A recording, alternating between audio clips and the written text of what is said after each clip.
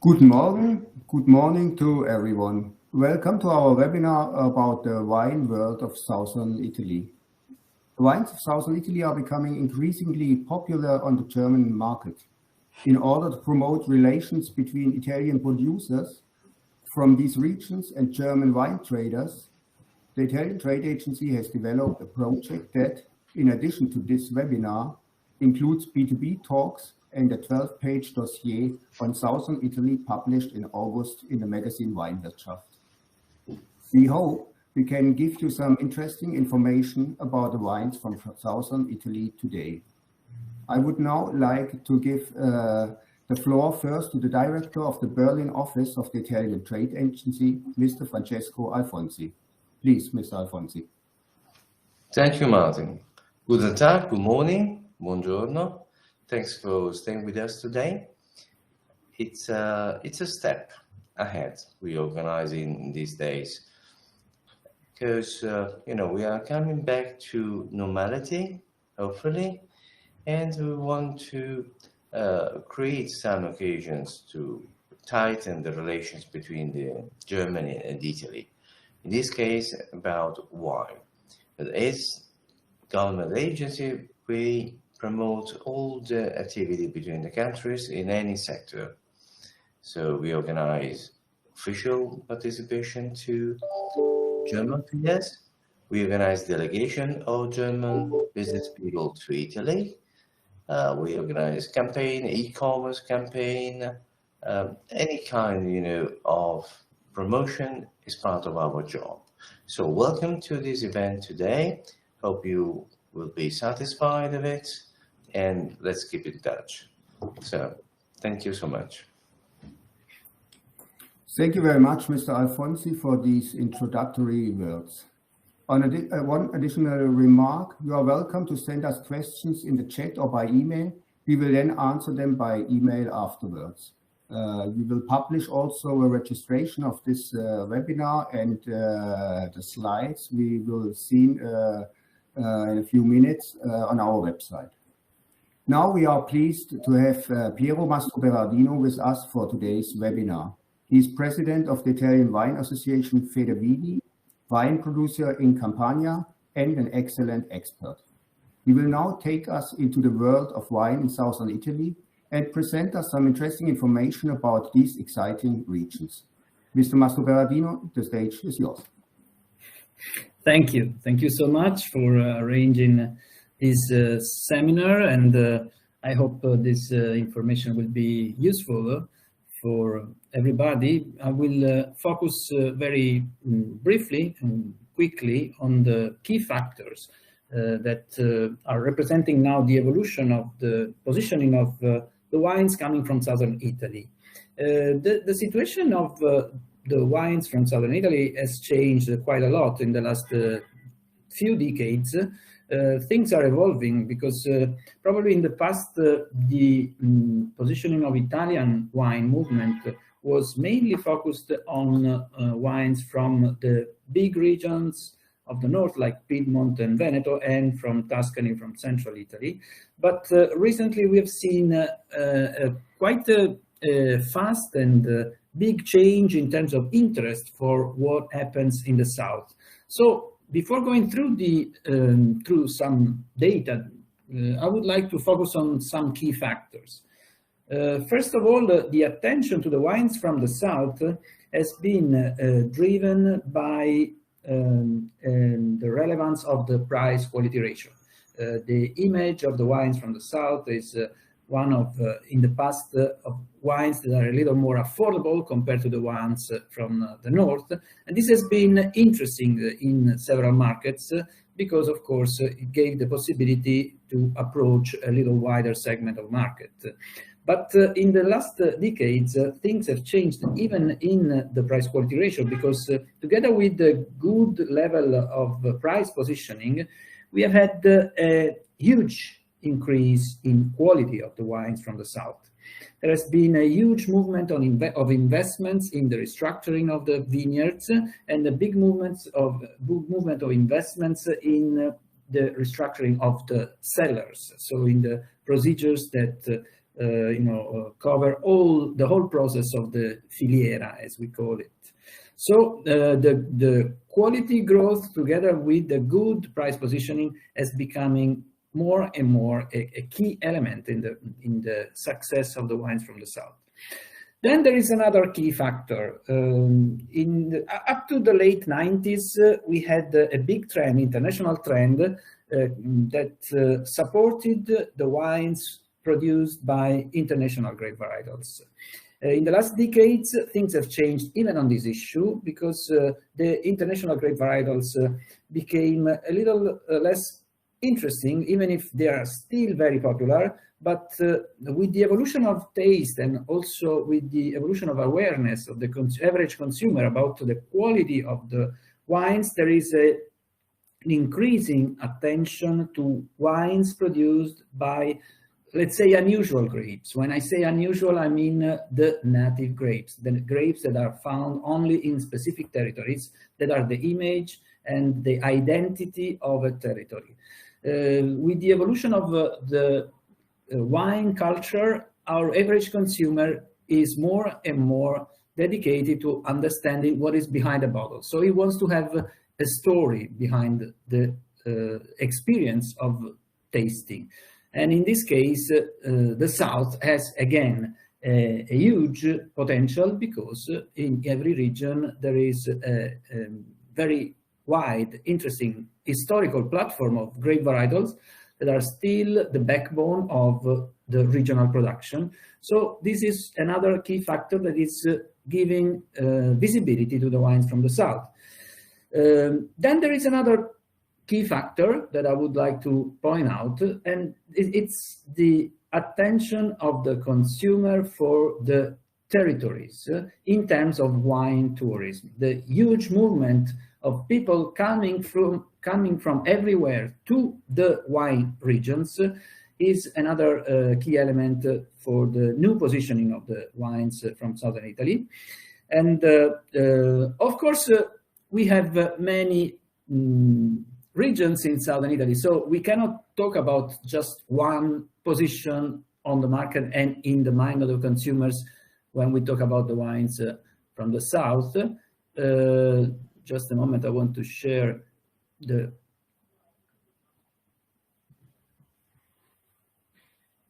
presentation. Okay. So as you see, we have many different wine regions in the south, and so the strategy that has been planned in each of them has been a little different one from the other. And as you will see, also Italian legislation about wine production is very specific and with many variables that can be used when you plan a regional strategy for the wine production. And you will see that in each and every region, we have had a little different approach to the what we call the pyramid of quality of the wines. So starting from the basic data, you will see that in Italy, we have some regions in the north that are very important in terms of hectares planted in vineyards. We have, of course, Veneto, we have Piedmont and Tuscany that I mentioned before. From the south, we have two big regions that are Sicily on one side and Puglia on the other, that represent the backbone of the grape production from the south. So these are the two largest containers in terms of potential of production coming from the vineyard surface planted. If we look at the other regions, then you will see that the others are smaller in terms of offer of grapes. So after Sicily and Apulia, we have Abruzzo, we have Sardinia, we have Campania, more or less in the same range. Then we have smaller regions like Calabria, then Molise and Basilicata. So this is the distribution of the potential of production of grapes from each of the regions of southern Italy. Northern Italy is still a little bigger than the south, but in the south, as you see, we have a distribution that is mainly concentrated into two big regions, Sicilia and Puglia. When we come to wine production, of course, Italy is the leader in terms of quantity in the world. It's the second in terms of probably value creation, but in terms of quantity, it's still the most important country, wine producing country. In this case, the ranking of the regions is a little different. On the top, we got Puglia, and we have much less in Sicily. And then we have the other regions like Abruzzo, then we have Campania, Sardinia, Molise, Calabria, and Basilicata. This gives another important information, that is the level, the ratio of exploitment of the potential of vineyards that we have in every region.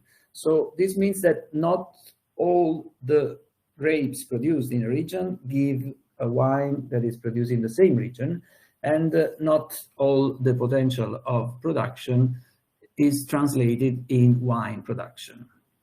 So this is another big issue in terms of strategy of repositioning of the offer of these regions, considering that there is a huge increase in attention to the wines coming from this region. As you see, there is still a huge potential of increase of value creation from the system of offer of each region. So this is, again, to give an idea of what happens region by region. We got a strong presence of regions like Apulia, and then we got Sicily, Abruzzo.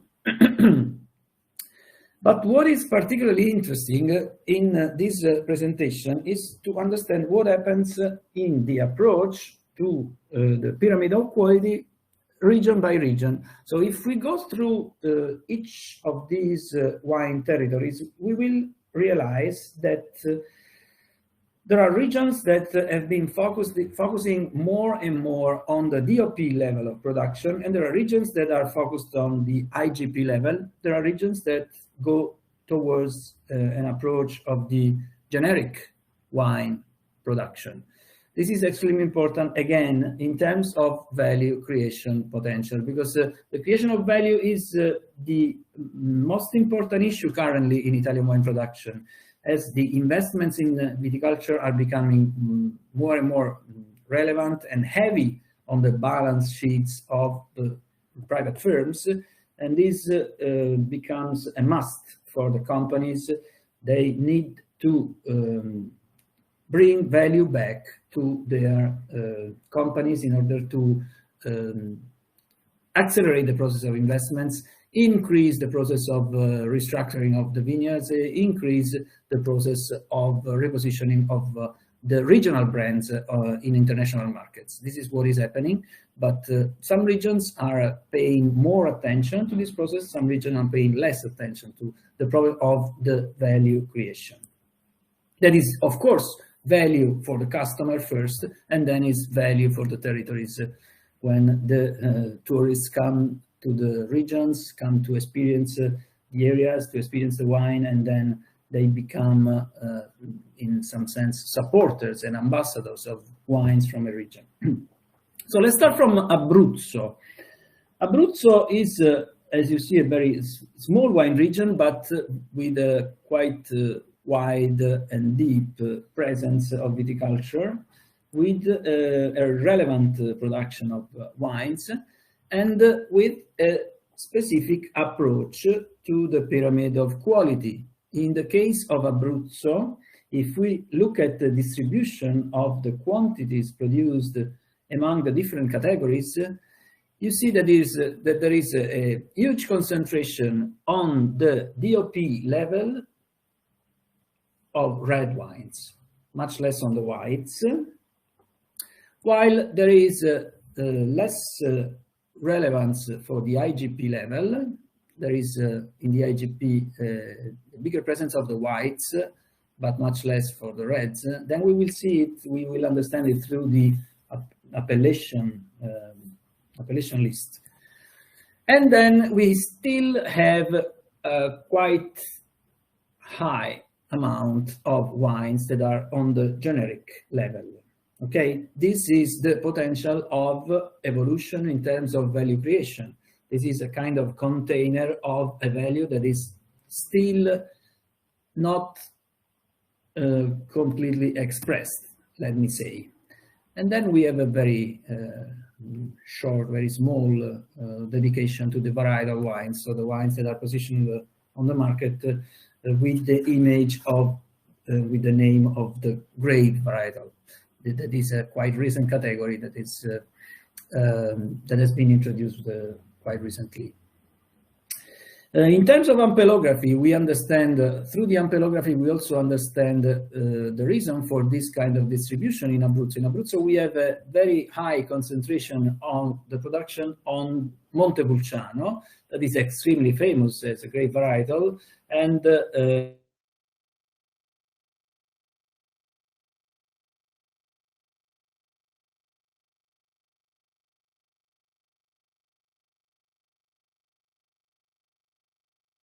so that also is a very important grape varietals, of course, as you well known. But these are the two grapes that make the backbone of the production of the whole region.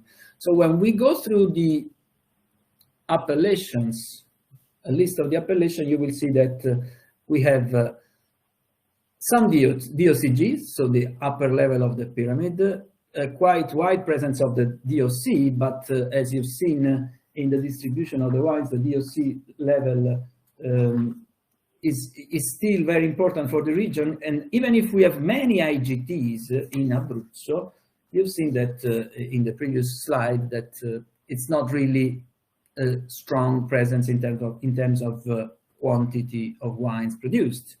So the backbone is based on the DOP level made of DOCG and DOC. And as I said, strongly based on Montepulciano appellation, that is the most famous grape from the region, and also very popular on the international markets.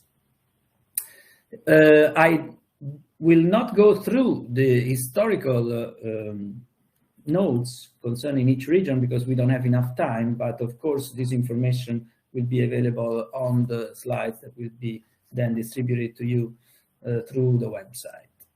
So I will go through the second wine region that we are going to examine, that is Molise. Molise is a very small region, and it has a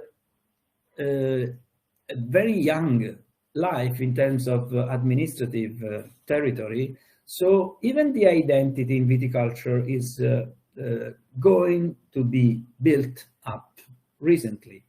If we look at the distribution of the wine produced in the region through the categories, you will see that we have a quite strange situation. We still have a very low level of DOP wines, both for the reds and for the whites. And this means that the appellations are still very young. They are not very well known yet on the market. There is not a good concentration of firms that are now working on the communication and on the offer of Molise region. So the movement of the producers from Molise needs to be to become stronger and stronger in order to give visibility, higher visibility to the offer of this region, to the quality offer of this region. If we look at the IGP, we still have a small presence in terms of quantity, and we have still a huge part that is played by the generic. When we go to the ampelography, we understand even better this situation because we have some important traditional grape varietals like Tintilia, that is the base of the Tintilia del Molise appellation, that is quite popular. But then we have influences coming from the close regions. So we have a presence of Montepulciano on one side, but we have the presence of Aglianico on the other. Montepulciano, of course, is the grape that is very famous more in central part of Italy. Aglianico is the monarch of viticulture from the peninsular southern Italy, and it's the big part of the red wine production from Campania, from Basilicata, and also from the north of the Apulia region.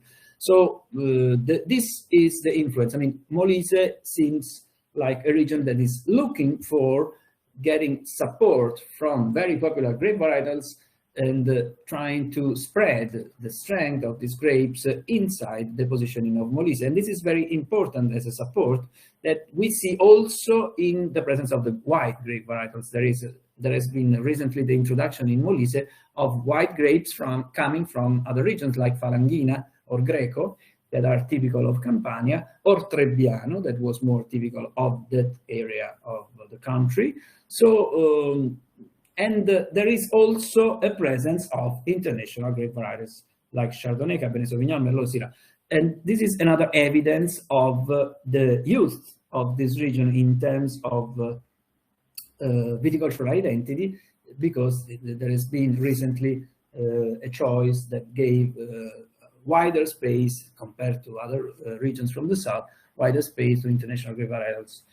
So when we go through the list of the appellation, you see that we have the DOC Molise, that is a way to try to give a stronger presence to the DOP level in the region, but the DOP Molise probably is not yet a strong identity on the markets, and so we still don't have many producers that are using this appellation to bring value to their wine production, as we've seen from the previous slides. Then we move to another wine region that is very famous and popular historically, the ancient Campania Felix of the Romans, so Campania region, that is the region of course, Napoli city, of Pompeii, and Sorrento and Amalfi Coast, and so on. In this case, we have a little different distribution. We have more mature appellations. So in this case, we have a higher level of presence of DOP wines, both the whites and the reds. The reds are a little less, but they are still very strong and popular on the markets. The whites are very strong. Here in the whites, you know, we've got Falanghina, Greco di Tufo, Fiano di Avellino that are extremely popular and well known. Then we got an important presence of IGP wines coming both from an IGP that is very popular in Sannio area, that is called Beneventano, and also an IGP that is regional, that is the Campania IGT level. And then we still have some wines that are not classified with a geographic name, so they go in the generic category, and we see them in other wines. And there is no presence of varietal. I mean, there is a huge focus on the appellations. This is a way that is very interesting to understand what happens in a region in terms of strategy.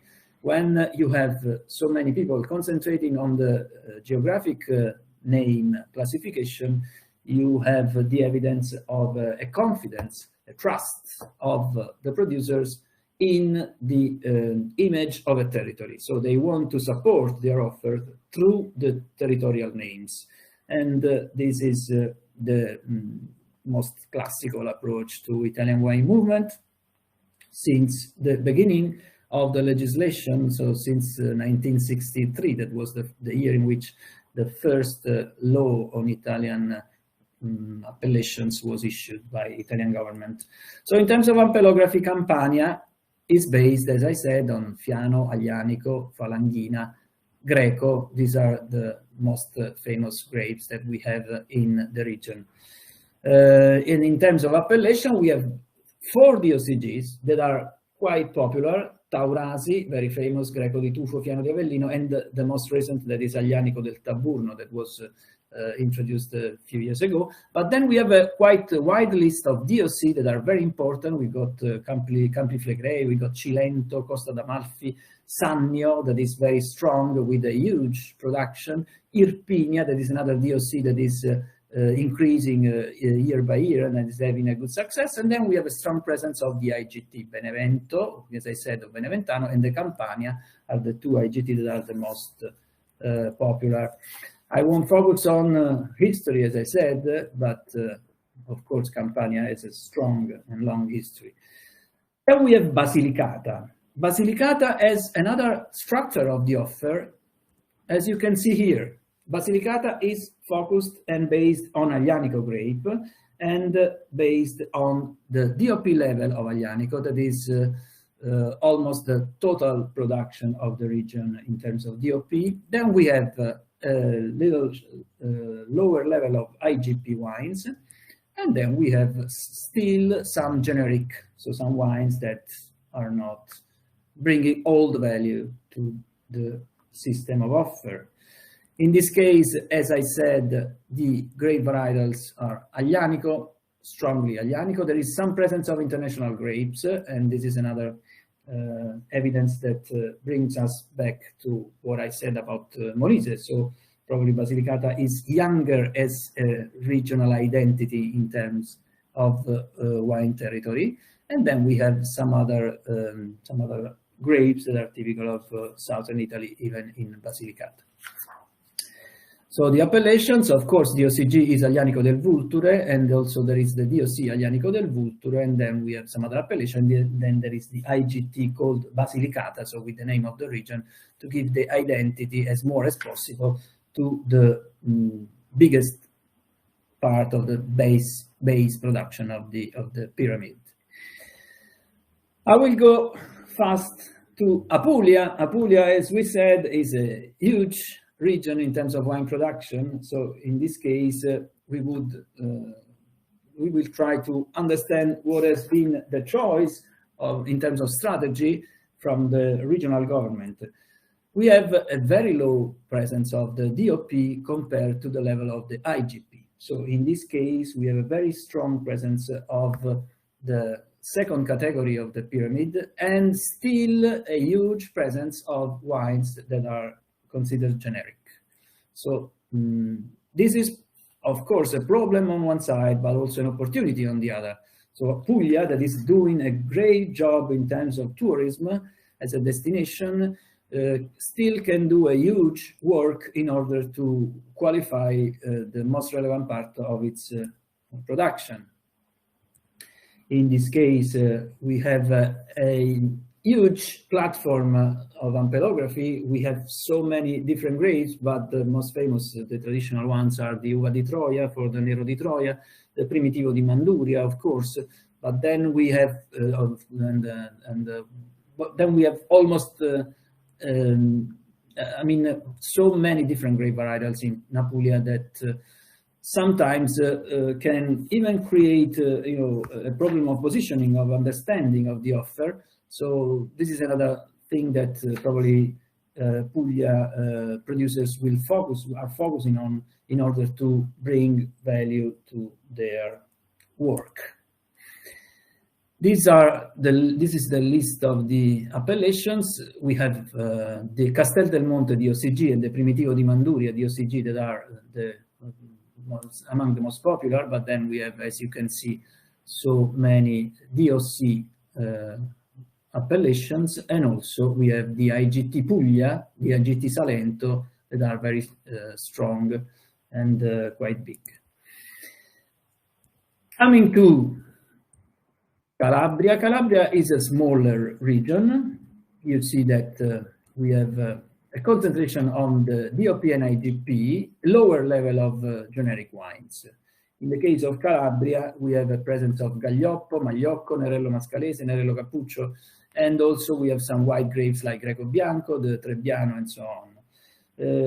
Calabria is a region that is still a little in the middle in terms of positioning. We have beautiful wines, but still we have to work a little more on communication in terms to give the right identity to the wines and the producers and the whole territory on international markets. So we still have a movement that is increasing, that is working in order to get to this goal.